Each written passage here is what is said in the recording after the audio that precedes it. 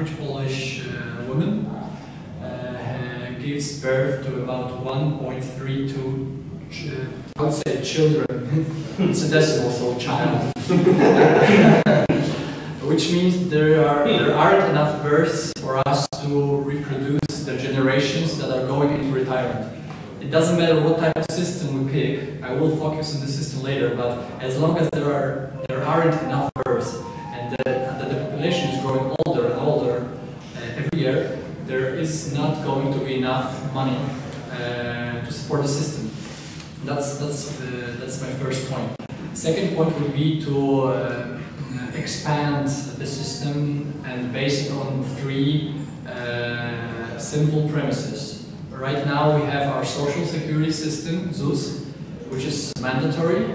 We have open pension funds, which had been reduced. Some people say that we have been robbed by the government by moving money from there. We have not been robbed. Okay, but I'm just referring to what the people have said. But we are lacking the third premise, which would be a private, voluntary fund in which we could accumulate our savings for the future retirement, and with that would come a lot of tax exemptions, which would enable people to actually save in their own manner. For me, that would be finishing what we've been trying to implement in 1998. The idea was to build 3 pillars. There have only been 2 built. The third one is pretty much dead. It's a fiction. Nobody uses it.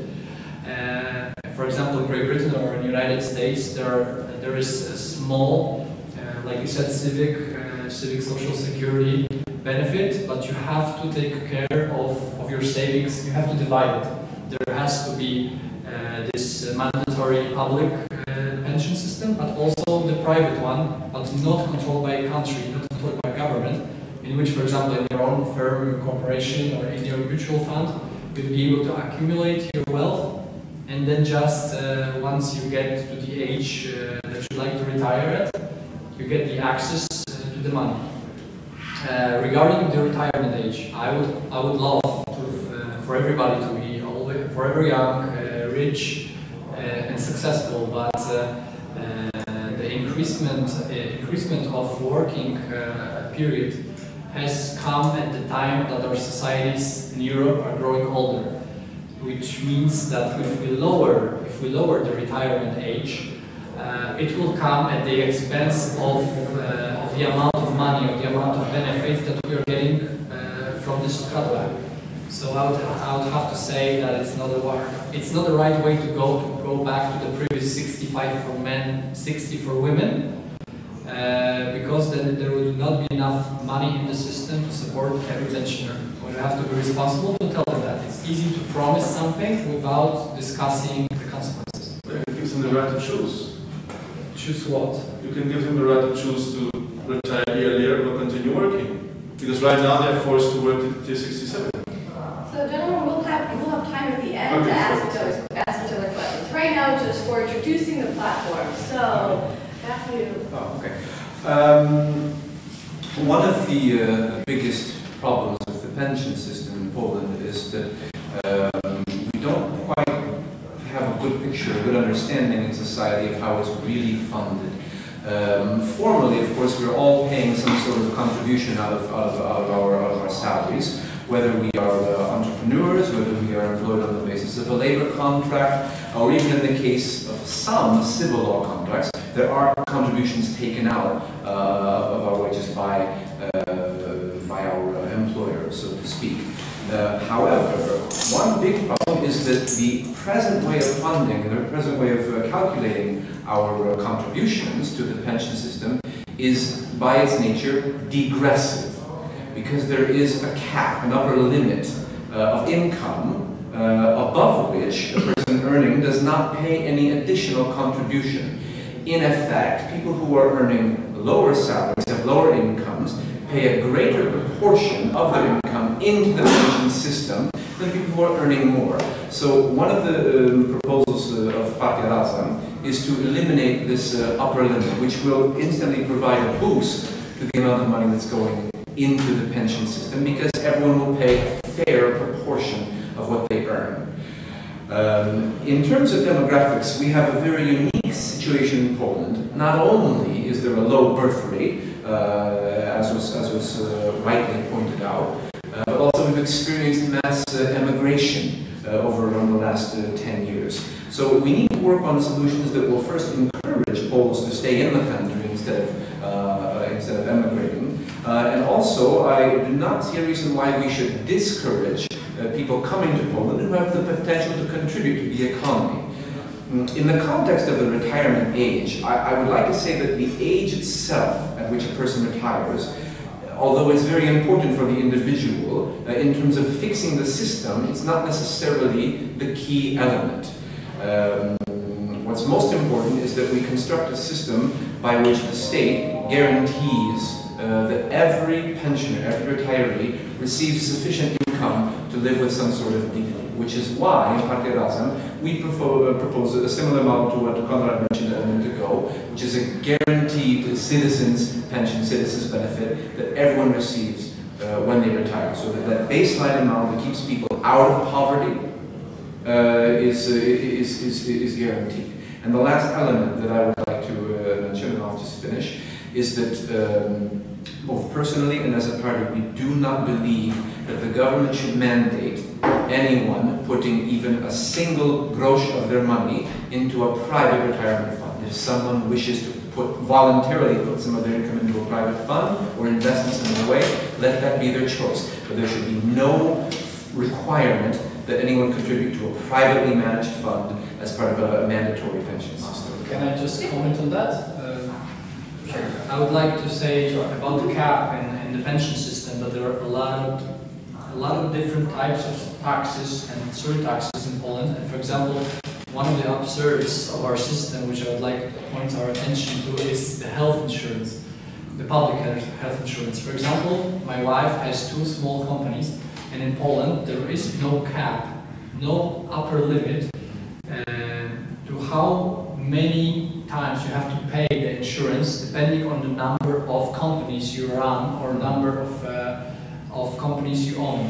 For example, by owning 2 companies, you pay twice. I mean, small companies, like one person enterprise. If you had 5, you would pay fivefold, which is pretty absurd regarding considering the fact that there is very limited access to the public health care system, and a lot of Poles are forced to pay private insurance. So, in the first matter, what you say, you would like to remove the cap for the pension system.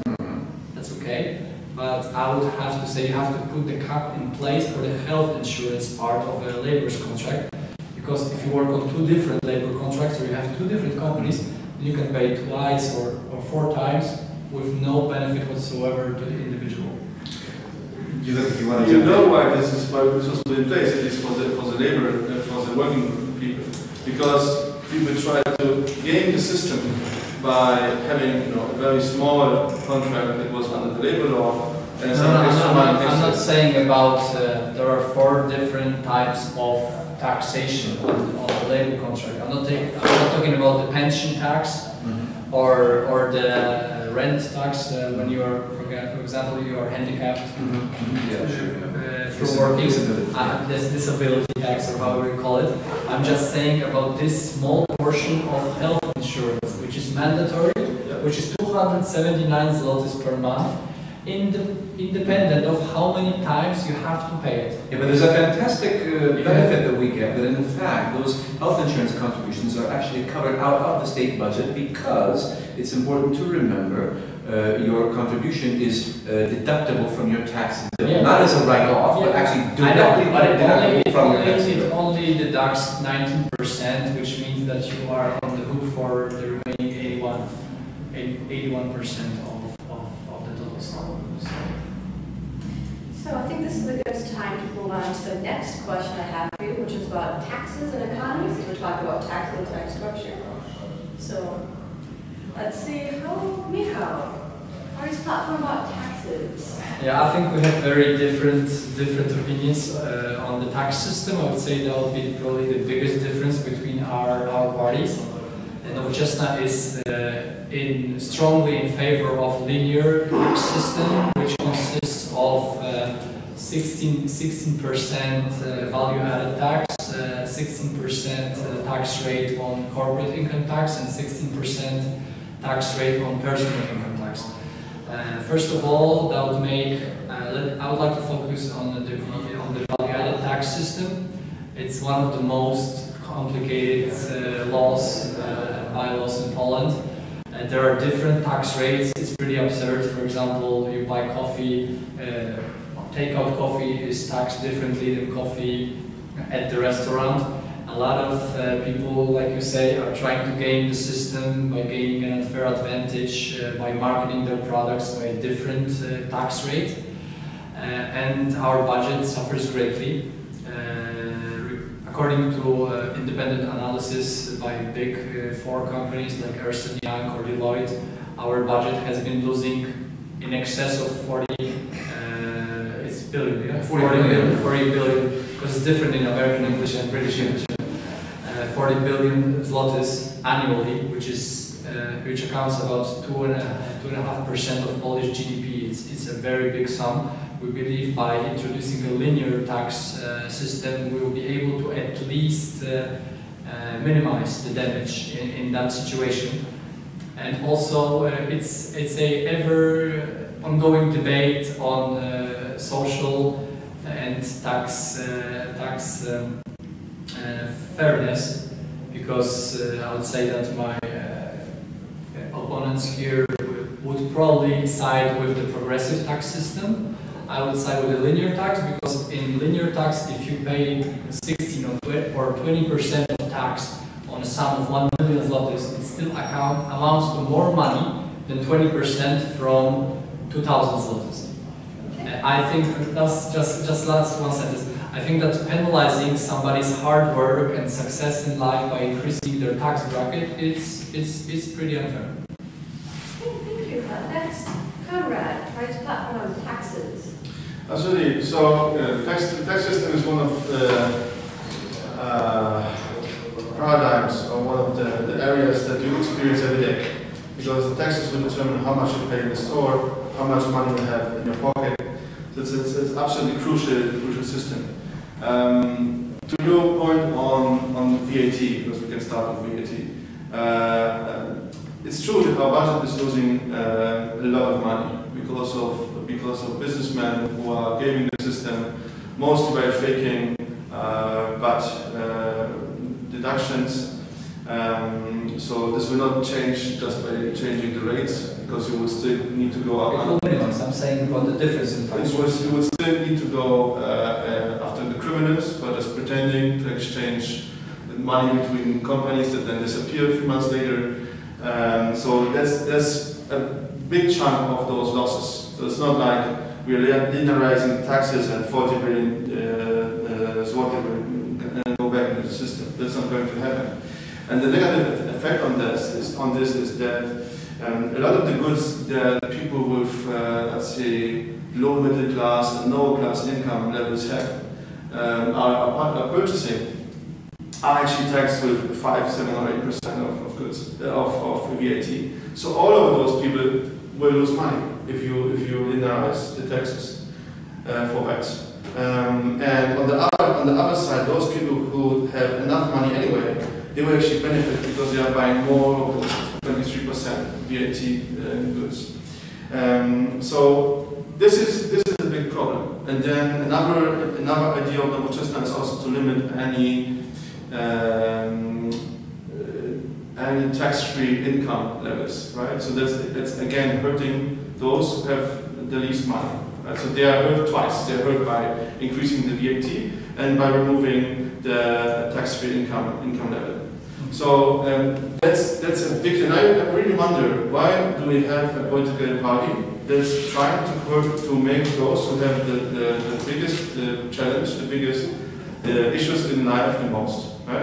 I mean, should we work towards actually putting the weight on the shoulder of people who can handle it, and actually reducing the burden on those with low and very low incomes? I have to respond to that because... Okay, so who responds to that?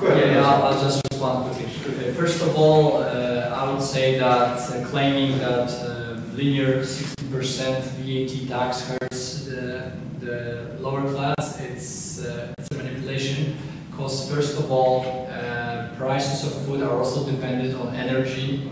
There's a lot of stuff that goes into the process of manufacturing, of transportation, of logistics. One of the most inflation regulating goods in economy are energy sources, which are taxed at 23%. That's the first answer. As well as their second claim, there is no political will, nor will there ever be, to remove the like, what did you say? Tax-free income threshold. Exactly. We are actually in favor of increasing it with the for the amount that we are able to recoup from the VAT system closure. Like I said, I didn't say that we will be able to stop the whole gaming of the system, just some of it, but at least by reducing the problem by 10%, you gain additional 4 billion zlotys, which is a significant amount. So what would be the tax-free threshold, in your opinion? What should it be? What should it be? I think it should be increased at least by, right now it's 2,000 and 3,000, I think, or 2,700 zlotys, I guess.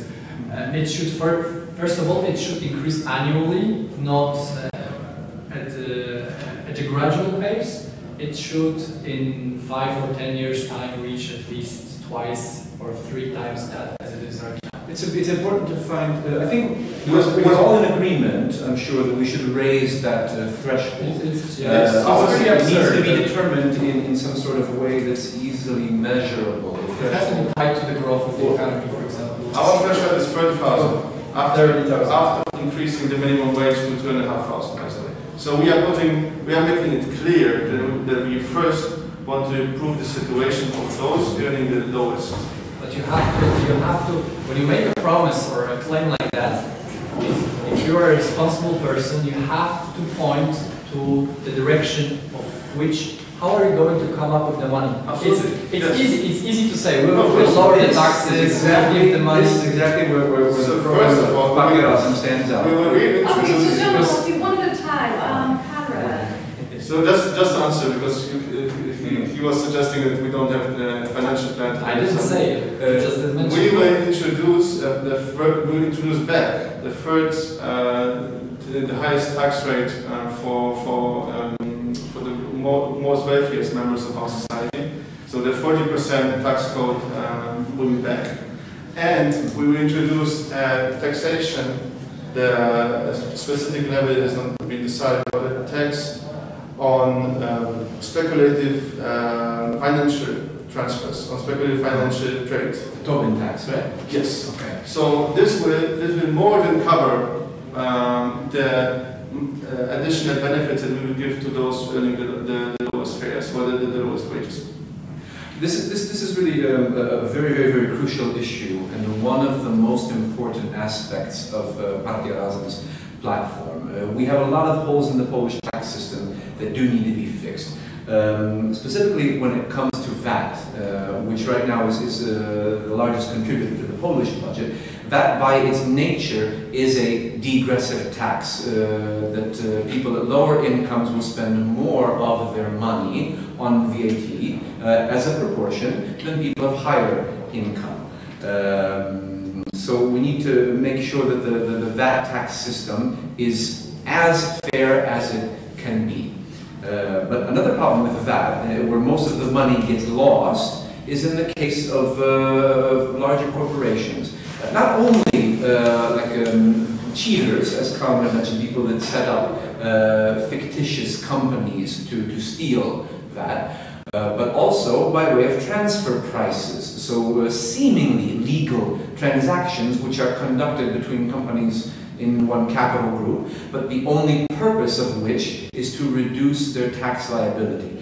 So we want to eliminate the practice of using transfer prices as a way of saving on the VAT tax bill by reintroducing is known as the tax avoidance clause in the Polish law. Tax avoidance clause basically says that a transaction which has no economic justification, does not serve any economic purpose other than to reduce a tax bill, is illegal and will not be accepted by the public authorities, and the tax that was avoided will be paid. If we talk about corporate income tax, it's already quite low in Poland. Poland has one of the lowest corporate income tax rates in Poland. In Europe, excuse me. And I would also add that a low corporate income tax rate does not stop companies in countries like Ireland or the UK, such as Starbucks or Amazon, from paying extremely low corporate tax bills. We need to raise the corporate tax rate, and we need to enforce corporate taxes. About income tax, Partia Razem wants to introduce a truly progressive income tax system, which is unfortunately abolished by one of the coalition partners from my friend Konrad here, who introduced about 10 years ago the flat tax, which is only available to entrepreneurs. We want to introduce a progressive income tax, which will allow people earning less, around 90% of the population, to pay lower taxes, whereas 10% of the population will pay higher taxes than they do now on their income. So that's another aspect of the program that we want to introduce, is a 5-level progressive income tax system. I would also, one thing about income as an idea, as a concept. Income is not only the result of hard work. Income is generated, for example, by owning shares in a company, which is not related at all to any sort of hard work. We live in an era, in a time, where capital generates much more money than actual labor. So we need to tax the money that's made by capital at a much higher degree in order to redistribute that money across society and use it to pay for the functions of government that are not being performed because the upper class and the rich are avoiding paying their fair share.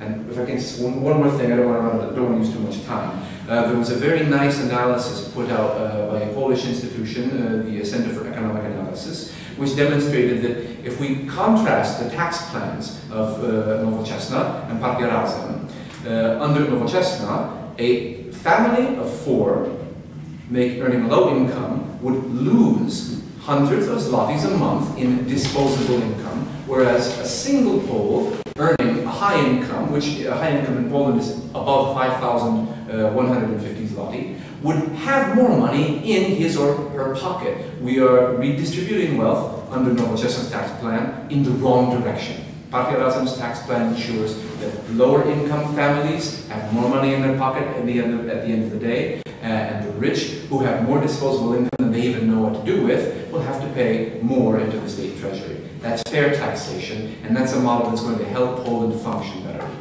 If I can only say one thing about the VAT, you said the clause about avoiding of double taxation. VAT in its primary objective is a tax that's neutral to the entrepreneurs. So I would say you have mixed up VAT with corporate income tax. If you implement the clause, you will not be able to avoid paying corporate income tax, not VAT. That will be the first thing.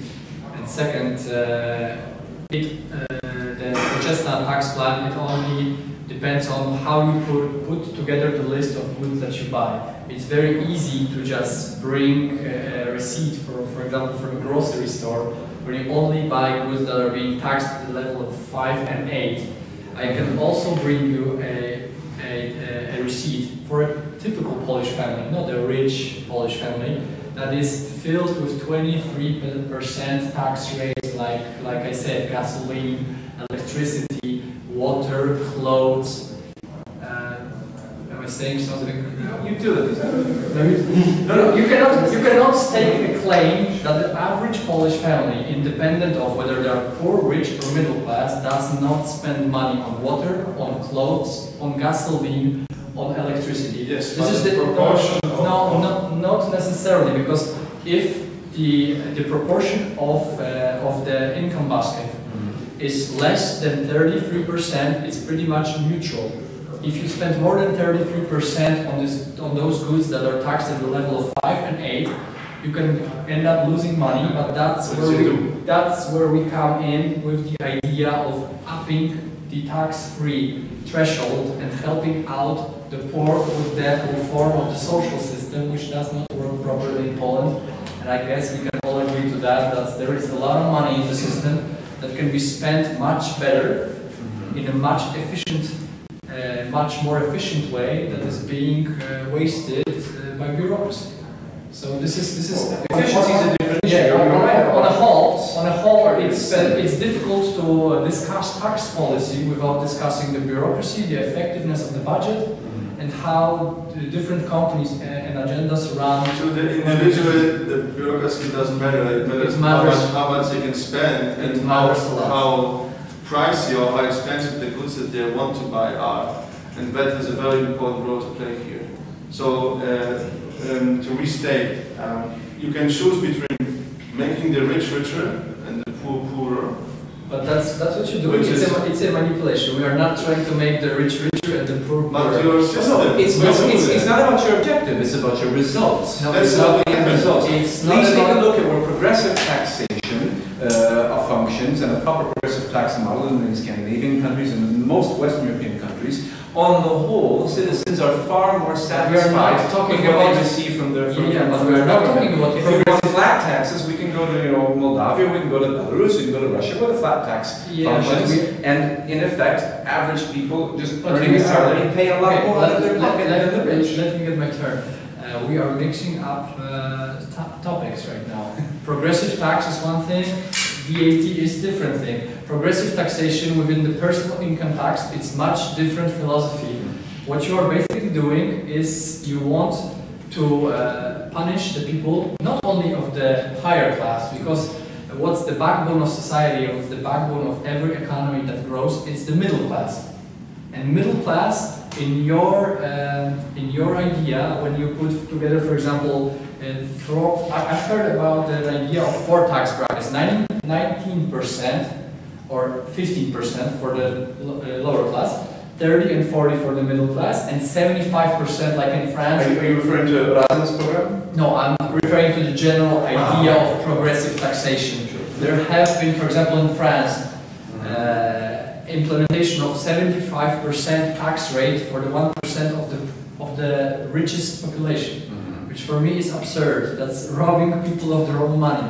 I think there are better ways of helping out people who are insufficiently funded, who are dependent on the state, and I would not agree with you that people who are on welfare system benefit from the fact that the bureaucracy is basically stalling them in many ways. No one's going to claim that the people are satisfied with bureaucracy. Bureaucracy is a very easy target. It's always I'm saying it also affects. But that's outside the lower income taxation. But how could you? I mean, can you maybe respond in some way? Because the Center for Economic Analysis actually noted that of the 8 parties contesting the election in all of Poland, only 2 of them presented a tax plan and a budget that balanced. Yeah, it was Nowoczesna and Partia Razem. That's true. Those are the only 2 parties whose tax plans and whose spending all kind of came up to 0. Which is good because you have an economist at the head of your party, but we've got a lot of economists too. And yet, the end result of the taxation changes was that the lower class, the working class, would lose money under Nowoczesna, and people that are doing well will do even better. How is that justified? No. That's like I'm saying, that's not the point here. The point of 16% linear tax rate on VAT tax is that basically right now an average Polish family spends about 16% VAT tax. That's how it averages out for an average family. Of course, there are going to be cases when there's somebody's going to be hurt by this by this change. That's where we come in with the free tax threshold and with the social benefits. Like you said, it's all in the idea of greater good without making promises like other parties do, that they are going to promise you things that cannot be found within the budget, which is already overstretched. And also, I don't know, it was last week or 2 weeks ago, British Prime Minister David Cameron adopted the idea that there is not going to be allowed, that fiscal deficit is going to be disallowed. Oh, so a balanced budget is mandatory? Yeah. This is one of the worst ideas. I'm not saying it is. I'm not saying it is. I'm just saying it has been put into law. Okay. Yeah, it's a horrible idea. It's a horrible idea, and it will absolutely destroy what's left of social protection and the welfare state in Great Britain. But we might be getting a little off topic. But this is good. This is good. This is good. So retirement taxes. Next is the party's platforms on energy. Speaking of spending money and spending those taxes. So Matthew. Energy is a massive, massive, massive problem in Poland.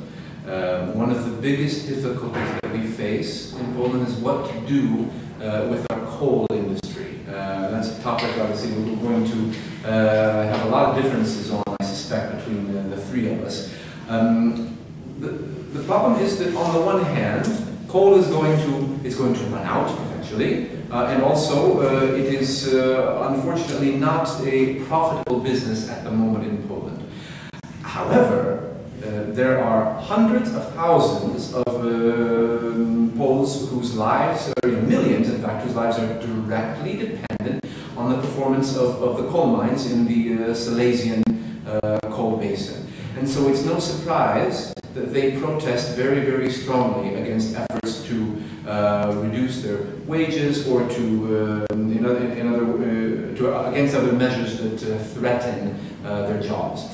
What we need to do as a country is to come up with a realistic plan for how we can transform this coal basin into a basin of new technology, of green technology. We need to slowly, gradually close down the mines, make efforts to retrain those workers who are able to learn new skills, learn new trades, perhaps involve them in the production of green technologies. And that needs to be coupled, at the same time, needs to be joined with a transformation of the energy model that we have in Poland at the moment. Because right now our model of creating energy, our model of distributing energy is quite inefficient. But this is a process that's going to take many years, decades in fact, very heavy capital investments, and we need to start doing that now. And the last thing that I would like to mention that I think will differentiate me from at least one of my opponents here is that I personally am not opposed to introducing atomic energy into Poland. It needs to be done intelligently, but I believe we have the smarts, the resources, and the skills just within the Polish academic community and scientific community to create and develop a viable atomic energy project which can help to satisfy our energy needs over the short and medium term. Long term, we should be aiming for something like the German model, which is heavily dependent on renewable energy, but we don't have the infrastructure for it right now. So next, Conrad, what's platform of energy policy? Absolutely. So there are certain elements of producing energy that we are strongly opposed towards. First of all, we are against atomic and nuclear energy. Nuclear energy, at least traditional nuclear energy, will make us even more dependent on importing nuclear fuel. Right? So many of you might have heard about our attempt to build our energy independence. But by introducing atomic energy, we're making the move in the opposite direction. We're making us even more dependent on importing energy sources. Secondly, atomic energy will be about 3 times more expensive than what you are paying now, right now. So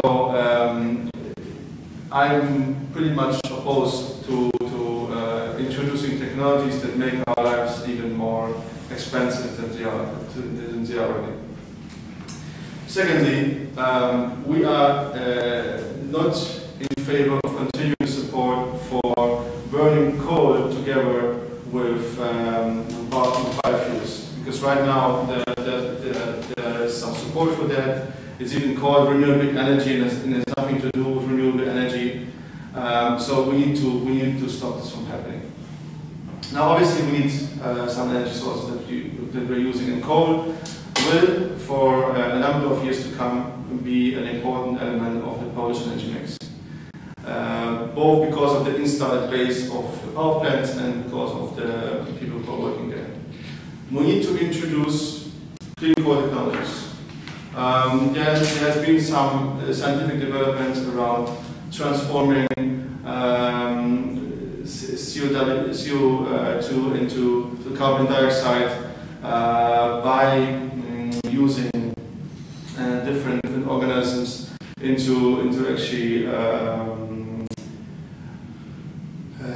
oxygen and green mass, for instance. So there are technologies to avoid the carbon dioxide to be emitted into our and to pollute our cities. Because one of the biggest challenges Poland has right now is actually air pollution. Right? 6 of the 10 most polluted cities in Europe are in Poland. So we most definitely need to combat that. So that's for implementing clean coal energy into coal. However, gradually we need to move away from coal as a source, both because it will run out and also because it damages our environment so heavily. So we need to invest already today in renewable sources and in energy efficiency. Because our industry is not energy efficient enough. In many areas of our economy, we are using 3 to 4 times the energy Western economies are using. So we are wasting energy. We need to enable people to switch to more modern ways of heating their homes, to liquid fuels. We need to provide some subsidies to improve the thermal support for their apartments, so they're better isolated, right? So they can also heat them less and still have a cozy environment to live in. Right? Energy efficiency is the core to reducing our dependency on any source of Can I ask one question? This is really bothering me. What is your position and your party's position on emission targets and the efforts made by the European Union and also by other more global organizations to achieve a fixed level of emissions and emission cuts? Because this is really controversial. The Polish government is doing everything it can to avoid signing up to emissions targets and CO2 targets. But as you just said, we have 6 of the 10 most polluted cities in terms of air pollution in the country. So how do we continue using coal, using clean coal, which I don't entirely believe there is such a thing as clean coal. America is having a lot of trouble with that. How do we meet those emission targets, and are we supposed to go with the plans and the proposals of the European Union and other international organizations? So we absolutely need to go with them. There is no. However, if you would have, if you would pick a different representative from the United Left, we might receive a different answer. Because I would like to elaborate on this side. As you rightly said, this is a hotly debated topic. But the question is, can we sacrifice the health of our citizens to prolong using coal for another 5 or 10 years? Right? Because we all know we will run out of coal in about 25 years. Coal will be gone. So what we need to focus on now is to smoothing the transition and to invest into green energy technologies. So right here in Wrocław, right, we have one of the most promising with perovskites, which is one of the most promising new technologies, Polish technologies for new photovoltaic energy production. Okay. And we need to invest heavily in this so that the benefits and just two sentences. So that the benefits from this production, right? So the net profits from producing clean energy can fund the investments we need to take in North Silesia so that people there can stay in jobs. Well, first of all, it's an interchangeable topic because it's not only about our energy policy, it's also very interconnected with our economy. That's what I was aiming at. What I took from your question is that the limits that are being imposed by the European Union, the CO2 emission limits, right now are harmful for our economy because we are a very coal-based economy, like we can all agree on that. And the plan, in my opinion, doesn't take into account individual differences between countries.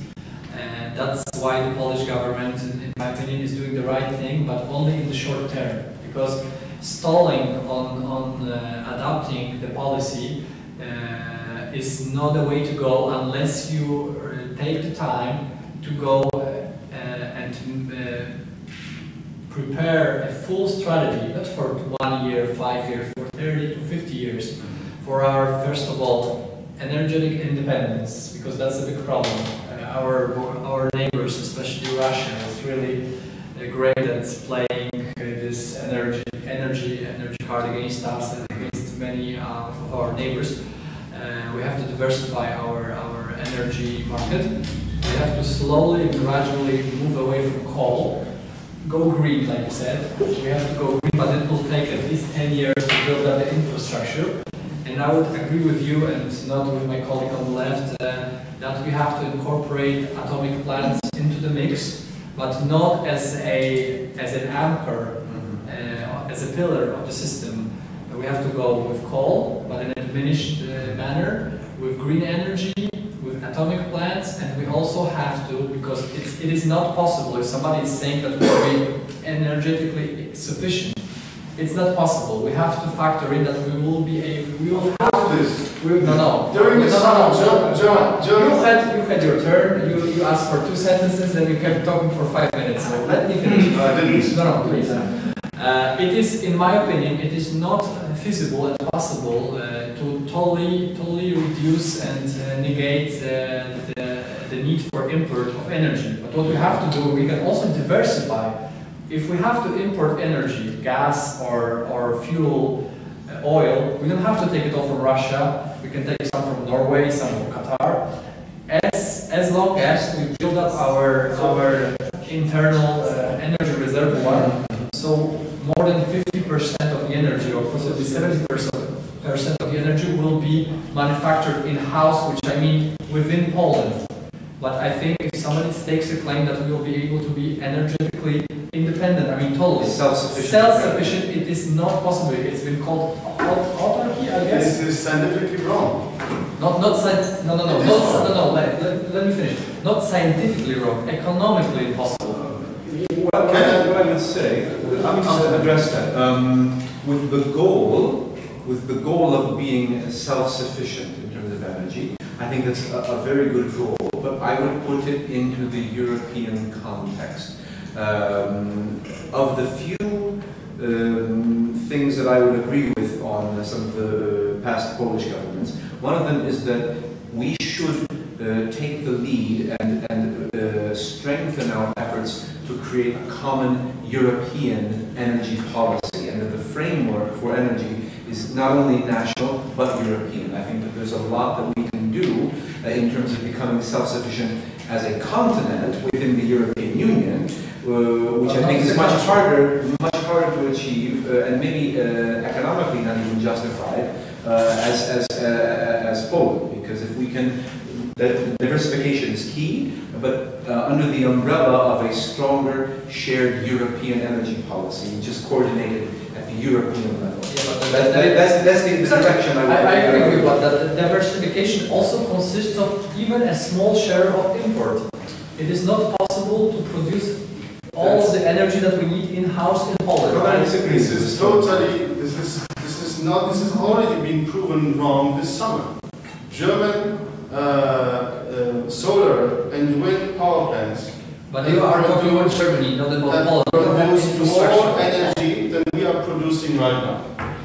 Already this year, and each year, the efficiency of those power plants is increasing. And as I said, we have our in-house, we have perovskites.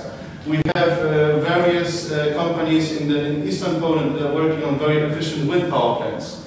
So obviously, if we already can produce more energy with renewable energy sources in Germany than we are using in Poland right now, with technology progress, it will be a question of a couple of years with the right investments that we will be totally independent based purely on green energy sources. But how much, because this is investment, this is a lot of capital investment.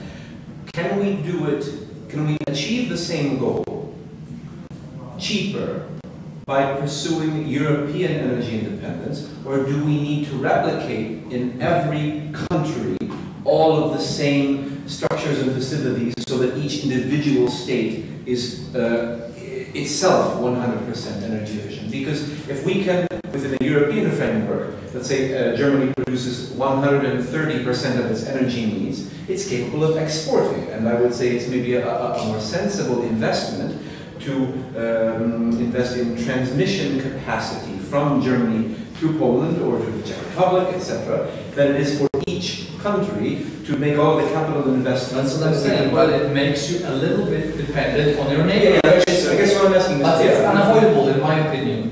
The beauty of renewable energy is that these are often micro power plants that actually families or a number of people that are living in the same apartment block can actually use as another revenue stream for themselves. So people can actually make money out of producing energy. And this is only possible with renewable energy sources. So not only are we becoming more energy independent, we are also providing even low-income families with the right to put up their own, from the solar power plant, with the right subsidies, obviously, from the government, and thus creating yet another revenue stream for themselves. So it's making our people more independent and making our country more independent. I agree with you, but the target, I don't have a big board of paper. If I had, I would write 20% on it. 20% is not a coincidental number. 20% is an achievable, attainable goal within the next 10 years for our green energy as a share of our energetic market. You said in a couple of years we'll be able to be energetically independent by using green energy, which is... We would. No, if we had money from monopoly and limitless resources... You are saying that you are making the claim that technology-wise we would not be able. So I'm showing to you that the technology is there. But I'm just saying we don't have... Look, I agree, there is technology is available, but there is also a matter of economic consequences. We don't have enough money. There isn't enough money to build so many plants to achieve that in 2 years. I'm just being responsible. No, couple in terms of, a number of, not in terms of 2 We years. don't have capital. Sorry. We still have one more topic, and then questions from the audience. So, fourth and final question. Are we on schedule or are we behind schedule? That depends what you mean by behind. No, I don't have any plans for the evening. I'm just asking our guests. I would really hate for them to, leave and not ask us any questions. That's what I was getting at. We have one more topic then, right? One more topic. Then we'll have questions. The discussion is getting more heated and heated. Unfortunately, the most important one is probably at the end. So, with the recent refugee crisis of Syrians in Europe, Starting what are with these platforms on immigration in regards to refugees coming into Europe and borders? And Conrad. Absolutely. Immigration, well, there are two important answers that we need to focus on. Right? First of all, we need to find a solution for the current crisis. And second of all, we need to work on solutions in the long term that will actually prevent the reasons, the sources for immigration. Because if we keep on being indifferent to civil wars, to poverty, to the results of climate change, then those millions of refugees will just keep on pouring into Europe. And it is not said from an egocentric or egoistic point of view. But if you are living, for instance, in Syria, it's certainly much better for you, for Syria to come to peace, so you can stay at home and have peace there and build your make your living there, than being forced and driven out of your own country, right? So for the people instead, it's also better if we can eliminate rather than just only looking at, okay, where do we put our next shelter? The United Left has decided that Poland should contribute to the effort of helping refugees. Unfortunately, we also have some direct responsibility. Remember that we have co-invaded Iraq, which was a big mistake. We've also been engaged in Afghanistan. And without the Iraq war, there would be no war in Syria. So unfortunately, we actually do have a direct responsibility for those people there. Meaning, unfortunately, I would love for those wars not to happen. Right? So, given our double responsibility, both from a humanitarian point of view, but also because we have our foreign policy that has actually touched those countries, we most definitely should accept refugees. However, there's always a question of how many and who pays for them being here. I would say two things. First of all, our political program demands the European Union to take on more of the financial burden of hosting them, and I totally agree with that. And secondly, I think that, and this is also part of the Green Party program, Poland should increase their spending on development aids for the so-called third world. And part of this could be used to fund refugee camps that are closer to the countries of origin. Because if the camps are closer to the countries of origin, then it's easier for the refugees to return home once we fix the root cause that drove them out of the country. So that's basically our main, the two elements of our program: preventing the root causes of immigration and supporting the European effort to shelter them here, co-financed by the European Union. First of all, I would like to lighten the mood because it's a very serious topic, and I really regret that we don't have any right-wing party with us on this matter, so they would be able to try to scare us into believing that accepting any number of any kind of immigrants will be a direct danger to our culture, whether it's 5,000 or 7,000 immigrants, like our leader Richard Petru said. I would like to quote him on that our culture and our Christianity would really be a very weak system if it would crumble under the immigration of 7,000 people. That's such a little amount, it's such a low number that it would be invisible to the naked eye. But having said that, we would strongly like to differentiate. We'd like to help the war refugees. But at this moment, we are against helping the economic immigrants that are running not from war but just for the social benefits of the welfare states, such as Germany and other Scandinavian countries. And to say why, we have 2 million Poles, like you said before, on immigration. And another 2.5 million people that are living below poverty line in Poland.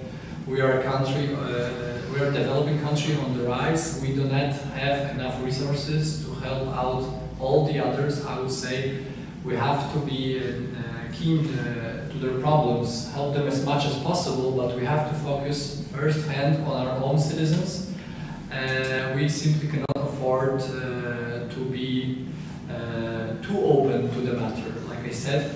And what I'm really regretfully finding about the policy of our current government, I don't have anything against welcoming and hosting, for example, 7,000 immigrants, but we don't have any idea or any policy.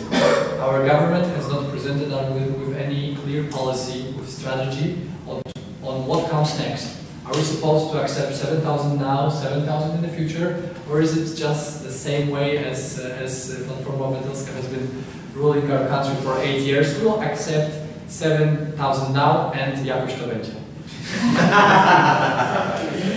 A good Polish accent. Well, there's two things which my opponents have said that I would like to agree with. The first one was what Konrad said. He mentioned that we should have peace in Syria. Well, if we could send peace as Prague is going to be to Syria, I would be very pleased. We may send all of them to another country.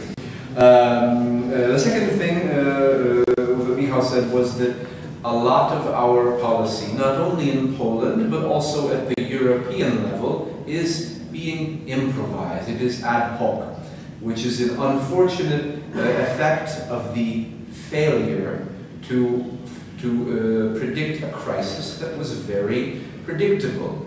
As Konrad mentioned, Poland does bear some responsibility due to its participation in wars in the Middle East. It's unfortunate that a responsible political party and a very humanitarian political party such as the Greens have decided to align themselves with the very people who were responsible for sending Polish troops into some of these wars. And that's one of the elements of the United Left with which Razem strongly disagrees, which is part of the reason why we have chosen an independent course as a separate political party. Turning to the issue of refugees themselves, there's a great expression, a great saying in Polish: if you're not sure how to behave, behave decently. The decent thing to do is to open our doors to people who need help, in other words, refugees who are running away from war or who have been living in awful conditions in refugee camps, for example, in Turkey for the last 3, 4, or 5 years.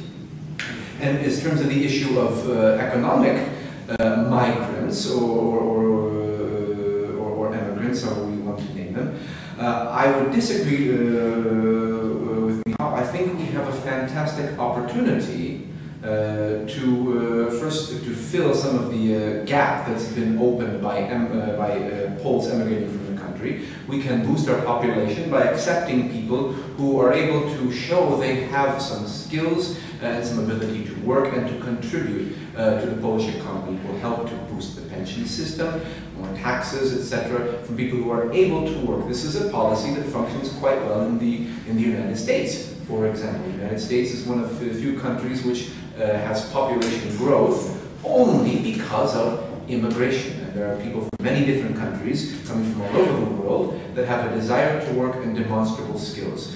This is happening already in Poland.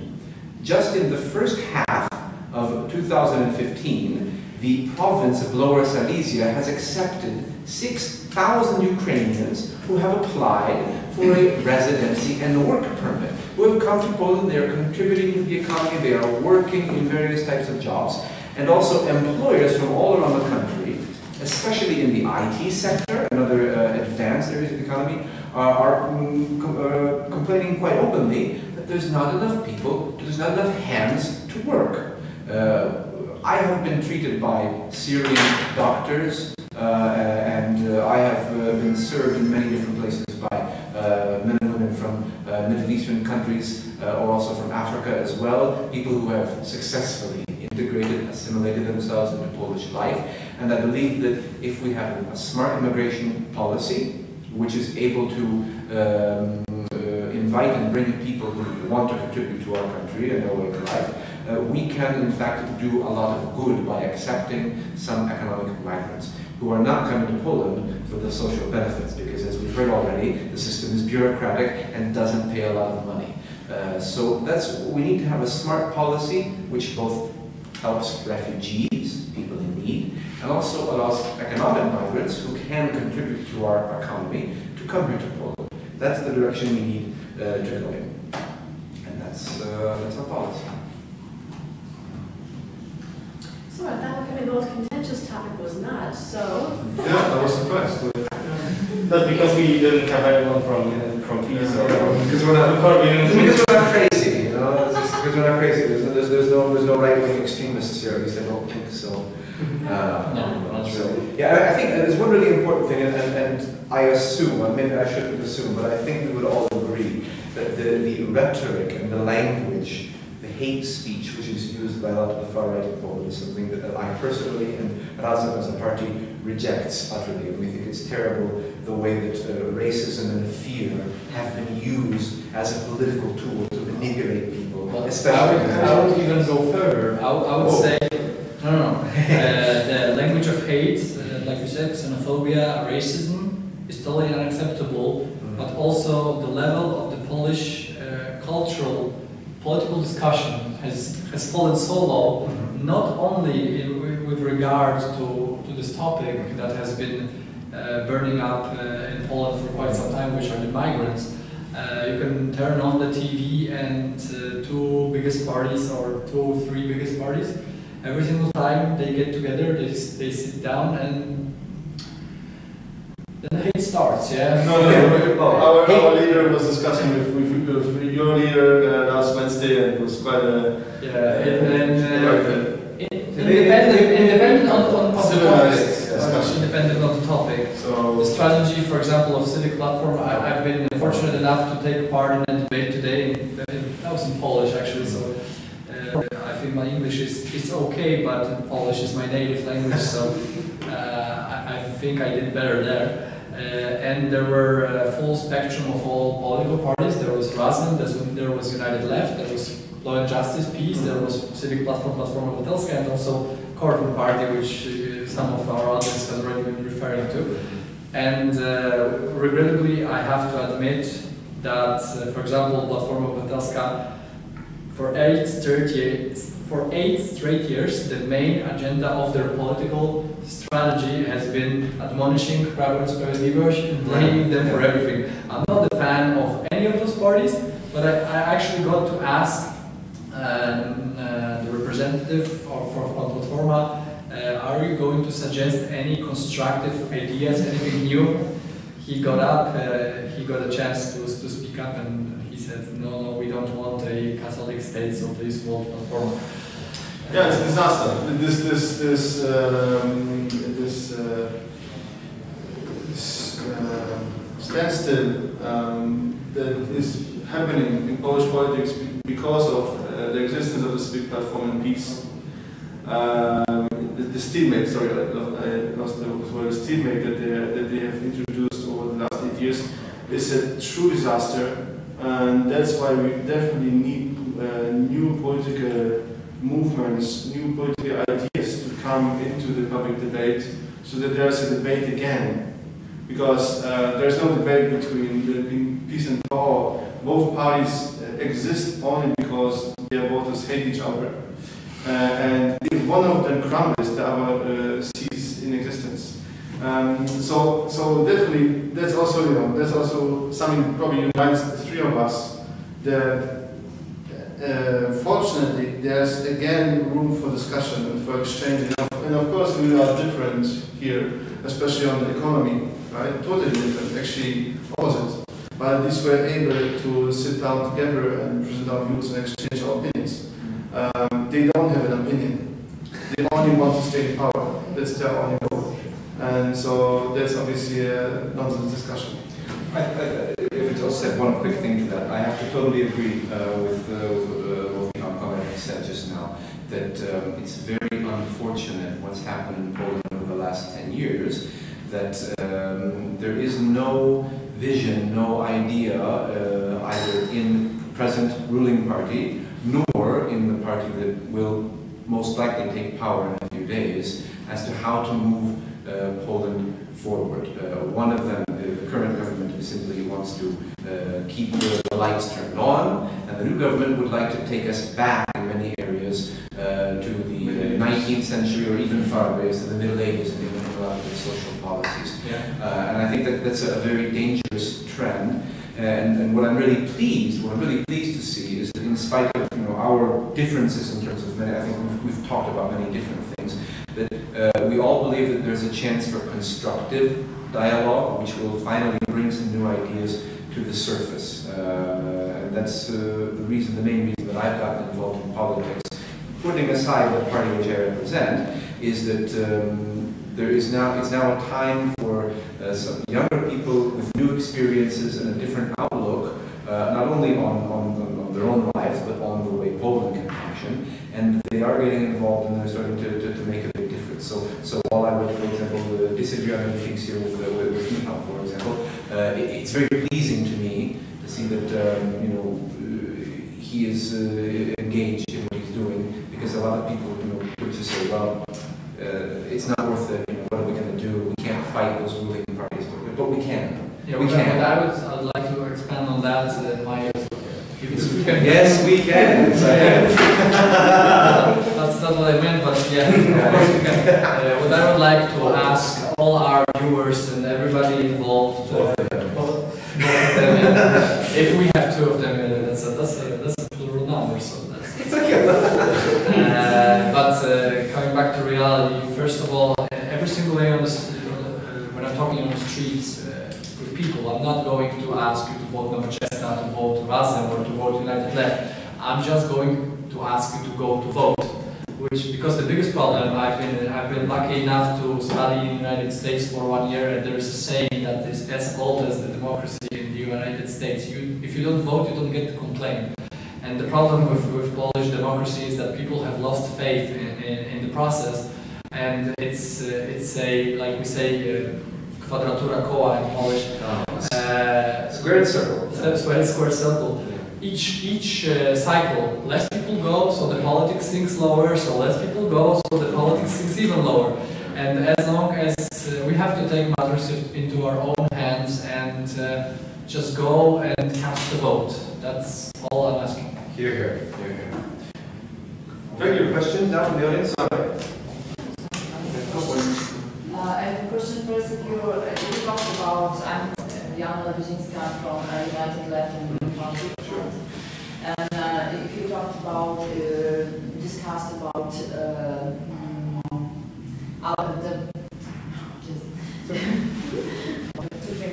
rethink my question now. If the discussion was about the policy, the outer policy of Poland, so the foreign policy, Eastern. I'm interested in Eastern policy, like Eastern politics. Okay. Eastern policy. Our Eastern neighbors. You're regarding Ukraine and Russia? Russia and Belarus. For example, that's a very good question. I would say no, that I want to precise my question. Oh, okay. If you understand what I want to talk about.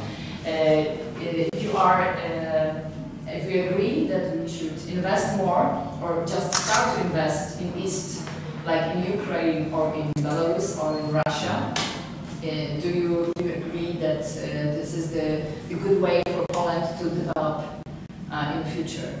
So that's the question. Well, develop, you mean economically or politically, or in what sense?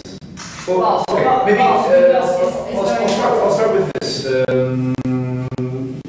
Partia Razem is firmly against expansionism, aggression, and imperial policies, regardless of the state that promotes them. So when we speak about Ukraine specifically, we believe that a strong, independent Ukraine is a necessary precondition for a healthy Europe, and also helps guarantee political and economic stability of Poland. And I, on a personal level, on a private level, I spent some time in Russia. I used to speak the language. Now I've forgotten it, but I've learned Polish thanks to my previous knowledge of Russian. And as much as I love the Russian people and the country, their leadership is a bit and are pursuing extremely dangerous policies in Ukraine, also in Syria right now with the bombing activity, and also all of the other smaller client states like Transnistria, as it's called, both on a personal and also at a party level.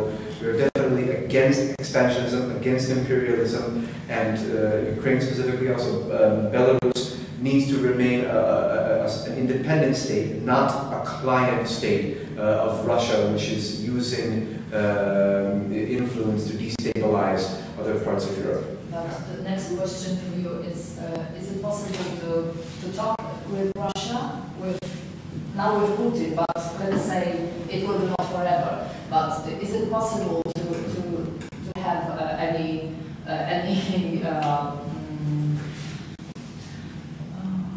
some dialogue? Dialogue, but I think more about investing in Russia, about economical cooperation with Russia, yes? Because it's very important for Poland, because these markets were closed right after 1989. This eastern market was automatically closed, and it gave us it made us very in very bad position. Sure. So is it possible to open eastern markets now or in the future? Are you asking me specifically? Yes, specifically speaking now specifically you because you said about Russia and about now the situation, but I think about the future. Just speaking privately, this is not representative of Partia Razem, because these are very complex and very difficult issues which we in Parliament we're going to spend a lot of time and energy on speaking with experts and foreign policy experts. So I'm speaking right now only privately. Historically, Russia and its leadership, whether in the Tsarist era or during the Soviet Union, or also now since the end of the communist system, has always taken as much as the rest of the world will let it. It has always behaved very rationally and has always responded to pressure. So in terms of making Russia stop doing bad things, I do support, for example, the economic sanctions which have been put in place. An interesting thing about Polish exports specifically is that when Polish apples stopped going to Russia, they suddenly found their way into places like Uzbekistan, Kazakhstan, and many other markets where they hadn't been before. So as we say, Polak potrafi. I do believe that we are able to conduct a trade policy with other countries that are in Europe or also in other continents that will allow us as Poland to suffer less than we would if we didn't have a good trade policy. As far as in the last sentence, so that I'll let someone else if they want to say at the moment when we have to behave rationally, and unfortunately we have to take realpolitik into account. At the moment when Russia stops behaving badly, we will need to restore as much as possible the trade links and the economic ties, because they benefit both us and ordinary Russians. I am not a free trade, by no means am I a free trade absolutist, but under the right conditions, a limited amount of free trade does also promote cultural and international exchange, which is beneficial to promoting certain common shared values. Definitely not in the way that the United States would force it onto other countries. I don't believe in that model of free trade, but I think what we have inside the European Union, for example, the freedom, four freedoms that we have and our abilities to trade across borders, when it's administered properly, I think it's provided a lot of benefits, not only economically, but also socially and culturally. So we should do what we can to provide those same benefits in the context of trade between Poland and a responsibly acting Russia. If I can add to that, I would say that your discussion is very valid, but it's 2 steps ahead of what we are facing now. I mean, the problem in dealing with Russia is that Russia only respects strength, determination, and stability. The problem, and I'm asking, I'm urging Polish politics, both the parliament, I mean not both, the 3 ways, parliament, the government, and the president, to find a common solution, a common proposition, so we are not going to be exploited by Russia. You can say many things about Russia, but they are very, very cunning and skillful when it comes to diplomacy. They've put us in a position, they are portraying us as Russophobe, and they are using that against us within the European Union. Look, our policy regarding Ukraine has proved to be unsuccessful. We've been excluded from both the Minsk talks and the Normandy talks, because the Germans and the French think that we have a grudge against Russia.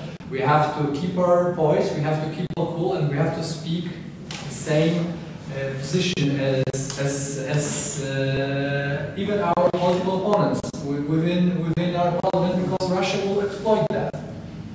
That's the problem. But the question, okay, because we already have some factories in Russia, big factories in Russia, in fact. So do you believe we can have more factories? Of course we can. Produced in Russia? But once we end the stalemate, because right now the war in Ukraine, the crisis in Ukraine has been frozen.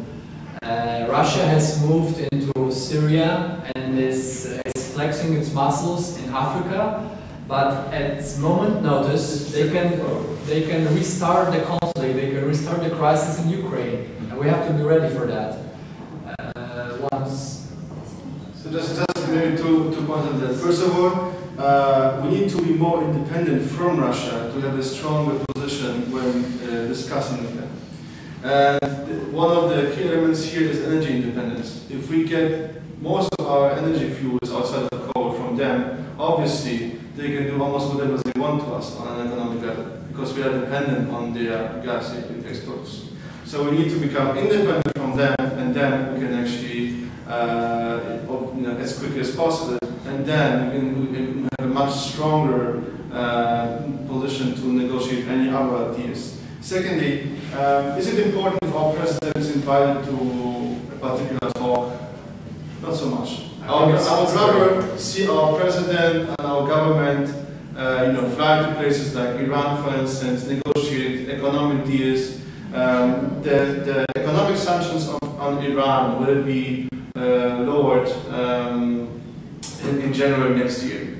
We need to be there, right? We need to restore our economic relations with the Middle East, with countries who are also very powerful, with entire societies who are longing for products. This is a new revenue stream for our economy, and it can actually easily replace at least parts of what we have lost with Russia. Of course, we need Russian sanctions on Polish imports to be lifted at some point. However, I do not think that the Polish foreign policy will determine exactly when Russian sanctions will be lifted, because in the end we need to play, in the European context. And you saw what happened, for instance, to the missiles that France was building. In the end, they went to Egypt. So even France, which has a considerably stronger position in Europe, had to obey to those sanctions. So here we need a collaboration on the European level so that eventually the sanctions will be lifted. But again, use Iran, for instance, as our new big economic partner, develop our policies. To me it's insane that when Chancellor Merkel is traveling to a country, she's always accompanied with tens or hundreds even of representatives of the industry. When our politicians travel, they just travel by themselves. So we need to build a strong economic diplomacy, foreign diplomacy outside of our borders. And on a second note, we also need to support the Polish who are still in Belarus or Ukraine. So we need to increase our investment in their cultural facilities, in schools, so that people of Polish origin who are still living there can also have a good life. Thanks. So we're going to wrap it up. So we need to wrap it up. Thank you for the audience question. I hope that 3 answers satisfactory. May I have one question more? Of course. I'd like to ask a question about Polish policy in industrial development. As it is well known, all over the world, the medium and small-sized companies work for big industry. I mean, we work as subcontractors, subproducers, companies in service. How do you find the situation in Poland? Because practically we develop only small and medium-sized companies, and there is practically no big business. In the Wrocław, there is the best example, because in the past there was over 10 very big companies, in the range of mechanical industry. In this moment, there is practically maybe 2 or 3 only medium-sized companies. There's no big business. So what's your idea for development of that? So the state should get back into the business of building them, because the state is the only source of economic power, the only player in this field who has the economic background, the funds to fund such investments. Even the richest Poles will not have enough money to build stuff like shipyards, like steel plants. It's just too costly for them and too risky. So the state needs to get back into investing into large-scale enterprises. Obviously, there will be challenges with the European competition law, right? So there are certain ways to work around it, but without the state, we will always be dependent on being the supplier for someone else. And this someone else can easily pick something from India, from China, from Bangladesh, from anywhere on this planet. So unless we have strong big Polish companies, there will always be a glass ceiling for like a limit for economic development. Any thoughts? Matthew, any thoughts to add? Well, first of all, I mean, right now about 70% of Polish GDP is created by small and medium enterprises. I would have to say we have to balance it out, also invest in bigger enterprises. Right now we have a lot of big enterprises, but unfortunately they are mostly foreign investors. Polish factories, many of them have been sold or bought by foreign capital.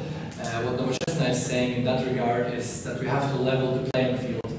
Right now, like you said, European competition policy forbids preferential treatment to state-owned companies, but there is no explanation for what the current government is doing. It's doing the reverse thing. It's actually, not only is it favorizing the big international companies, it's also suppressing the growth of small Polish companies. And what we would like to do in that regard is to level the playing field, not to favorize our companies, but just to bring them on par with what the foreign companies are experiencing right now.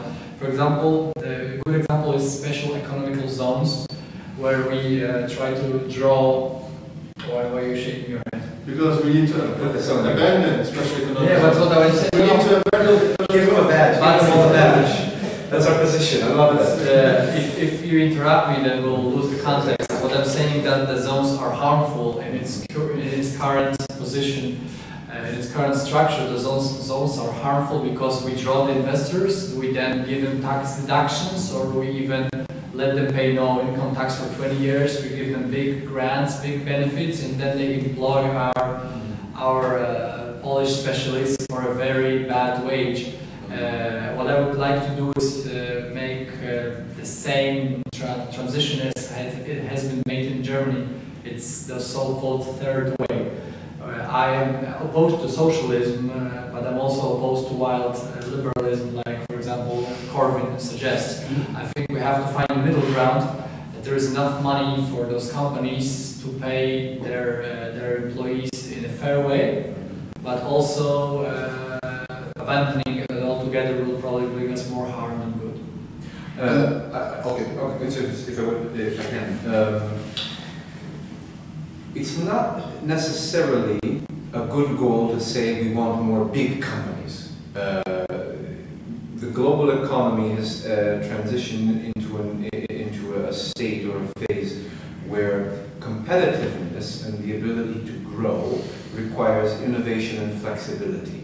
One of the things that I would, for example, suggest taking from the American model, and also which is something that we propose in a general sense in Razem, is creating stronger ties that link the state with our public research institutions and universities and scientific institutes that are capable of creating innovation, and Polish businesses. So that instead of a situation in which, for example, Polish scientists, because of their ingenuity and creativity, they create graphene and then sell the patent to an American investor, we need to retain our technologies, our patents, and our innovations, and we need to do so by dramatically increasing the amount of public funds that are spent on public institutions, as I said before, universities or public R&D centers that are then serve as incubators for Polish businesses. So when I think of big business, I think of heavy industry. Well, we need to have, of course, heavy industry to produce things, and that is a profitable business. It employs a lot, many people, provides a solid foundation for a decent working and middle class.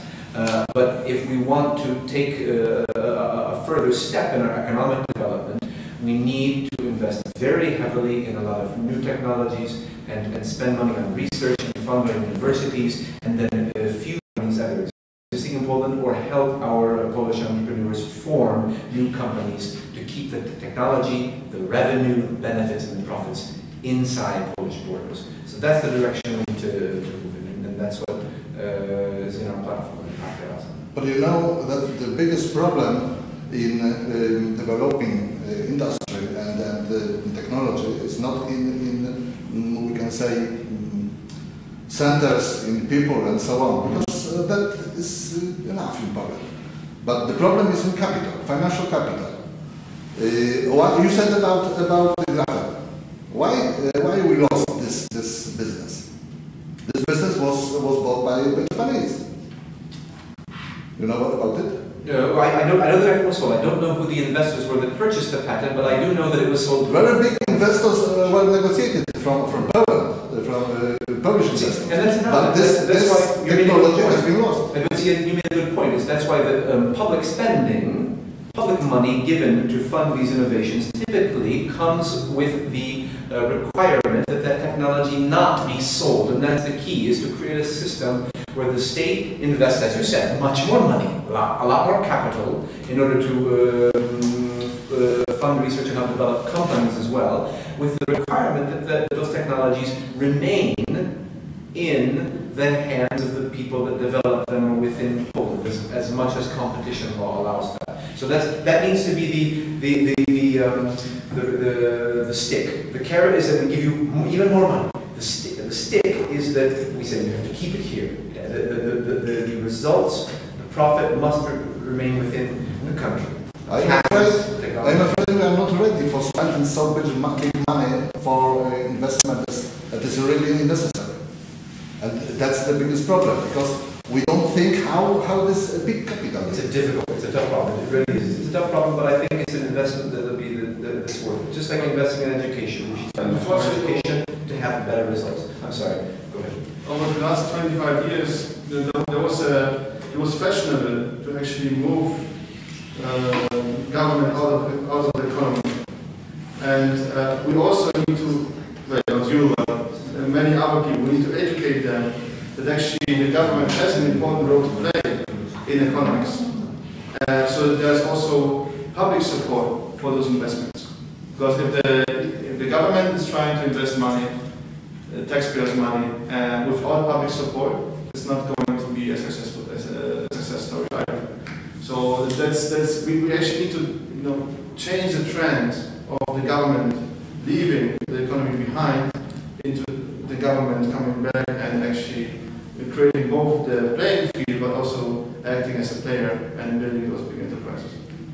And the last question to this subject, maybe somebody of you have an idea how to tie to the Poland just the real financial capital for industrial development, not for assembly works, because we have enough assembly works. It is not a company, it is not a industrial capital there. To create a real company which is constructed with sales departments, with R&D departments, and so on. But you mean to create it with private funds or with public funds? Is that on you?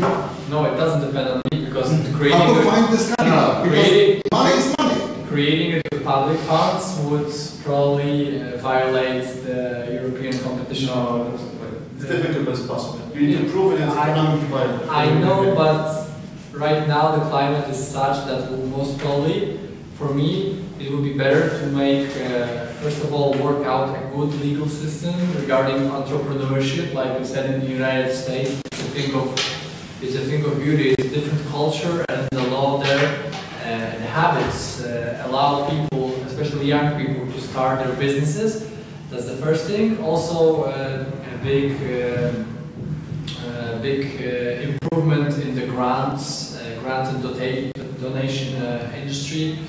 subsidies, as I said, because you can really get a lot of money from the European Union for some really unnecessary projects where really and money for research and development has really been scarce lately.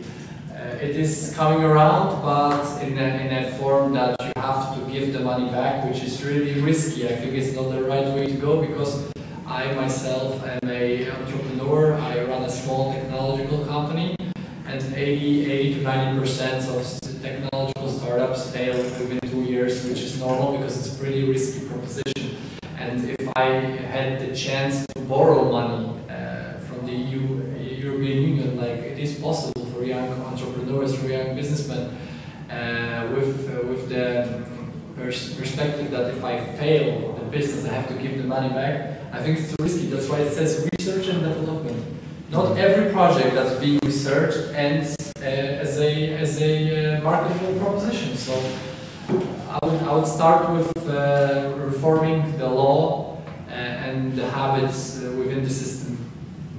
Then again, you mentioned that the system is already being used for investments that are unnecessary. And if you don't need to give back like, at least a portion of I'm not saying it's being abused, it's being addressed. It is legal to obtain the money, but sometimes for projects that have no business viability. It's technically, legally, it's fine, but it's not the best use of the money. Of course it's that's being invested. And forcing you to pay back at least part of it is meant to cure that. You know? So we need to balance that. We cannot. Yeah, but not on the proposition that you fail a business by doing the best you can, but you just cannot find a customer, an obstacle which you just cannot avoid. It's a complex issue. It's a very complex issue. We could talk about, I think, for many more hours. The obstacles we're running up against, we're running up against the obstacle of time. So. Thank you very much. Thanks. Thank you, gentlemen. Thank you, sir. Our host. Yeah. Thank you. It's a pleasure. Thank you. Thank you. Thank you. It was a pleasure. It's a great idea. Dzięki za przyjście. Dalej musiałbym nie widziałem się tego, co Nie byliśmy ci w stanie tego, po polsku nikt ci nie odpowie, ty chcesz po angielsku? nie tłumacz angielski tutaj.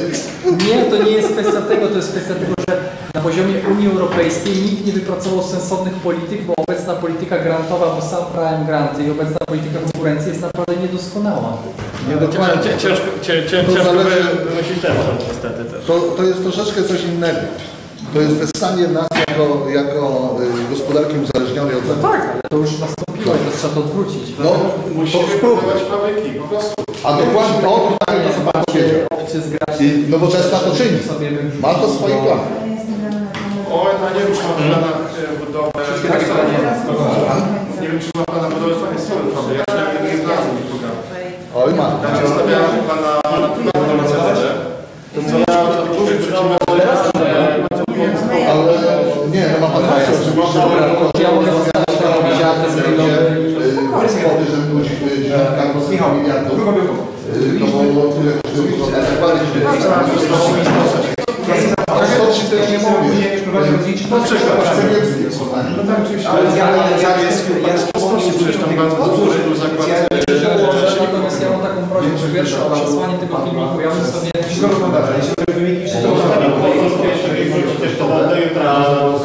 Tak, aczkolwiek wydaje mi się, że jeżeli rzucimy całość, to nikt tego nie obejrzy. Ja pracuję jestem myśl kolejny temat. A z drugiej strony jak zbadać... No dobra, to nie tak rzućmy całą, macie rację. Rzućmy całą na YouTube, a już rzućmy całą na Facebook. Jedyny problem, że wrzucamy w czyimś imieniu, to jest pytanie ewentualnie...